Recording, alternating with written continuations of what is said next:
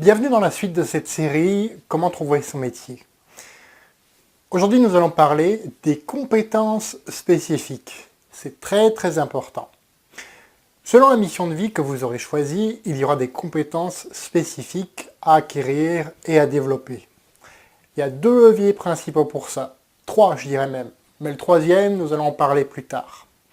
Premier levier, apprendre. Et oui, apprendre.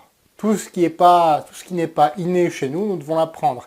Et même quand nous avons une disposition naturelle pour faire une telle ou telle tâche, nous devons quand même apprendre afin de nous perfectionner. Pour ça, il y a différentes formes d'apprentissage. Le premier, la lecture. Que ce soit des livres en papier, les tablettes, etc., peu importe la forme, la lecture. Deuxième, les audios, sous forme de CD, de MP3, de podcast. Voilà. Troisième, vidéo. Les vidéos sur YouTube que vous avez enregistrées, peu importe la forme, voilà.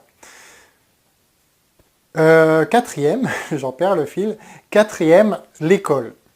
L'école, si vous avez besoin d'un bon enseignement, un enseignement ce qu'on appelle spécialisé pour atteindre justement ces compétences spécifiques, eh bien oui, parfois il vous faudra retourner à l'école.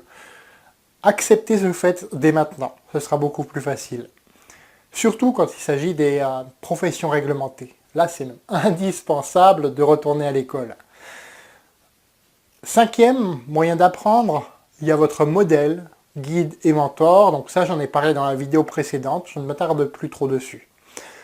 Ce que je vous invite à faire, c'est à lister toutes les compétences qui vous viennent à l'esprit concernant votre mission de vie, concernant votre métier de rêve. Et une fois que vous avez une liste conséquente d'à peu près 10 ou 15 compétences spécifiques, que vous avez bien explorer tous les champs du possible, là, commencez à faire des recherches. Commencez à faire des recherches sur Internet. Utilisez votre moteur de recherche préféré. Et là, vous allez voir qu'il y a pas mal de gens qui ont fait les mêmes recherches que vous, qui ont trouvé justement les solutions. Donc là, je vais prendre une image. Devenez une éponge et assimilez tout ce que vous pouvez pendant les prochaines semaines, les prochains mois. Devenez une éponge. Il faut vraiment que vous ancriez ça, je dirais, au niveau cellulaire, presque, dans votre cerveau. Deuxième levier, il n'y a pas de secret. Appliquez.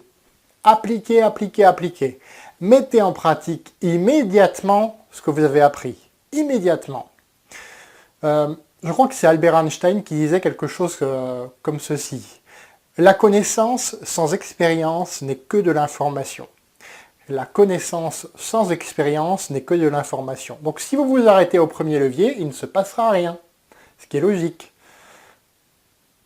Hormis les professions réglementées, là où il vous faut un diplôme d'État, c'est ce dont je parlais tout à l'heure, vous n'avez aucune raison d'attendre. Mis à part, encore une fois, ces professions réglementées. Je pense par exemple aux médecins, je crois que pour les tatoueurs aussi maintenant, il faut vraiment que ce soit réglementé. Voilà. Hormis ces professions-là, vous n'avez aucune raison d'attendre. Aucune raison. Donc, mettez en pratique ce que vous apprenez, par exemple avec vos amis, vos connaissances, votre famille. Voilà. Mettez tout de suite en pratique. Et là, vous allez commencer à accumuler de l'expérience, même si vous n'êtes pas forcément payé pour le faire, hein, mais commencez à mettre en pratique. C'est là que vous allez continuer à ancrer, vous allez transformer cette connaissance en expérience, tout simplement. Voyez les résultats ensuite. Analysez les résultats que vous obtenez. Vous voyez comment vous pouvez encore vous améliorer. Vous personnalisez davantage. Ce que j'appelle personnaliser, c'est apporter votre touche personnelle que personne d'autre n'a. Là-dessus, vous avez l'obligation d'y réfléchir, parce que ça va vous distinguer de la concurrence, de tout ce que les autres font déjà. S'il y a une chose que les autres ne font pas, et que vous faites, vous avez gagné tout. S'il y a une chose que les autres ne font pas et que vous faites, vous avez tout gagné. Oui, vous vous tromperez au début, hein, c'est logique, hein, c'est normal. Aujourd'hui, ça me fait sourire, mais c'est vrai qu'à mes débuts, j'avais peur de me tromper. Je me suis dit, mince, si je me trompe, qu'est-ce qu'ils vont penser de moi? Mais tout ça, on s'en fout, mes amis, on s'en fout. Vous vous tromperez au début, ok, et alors? C'est la voie de l'apprentissage, de l'expérience pour transformer la connaissance en expérience. C'est impossible de ne pas se tromper.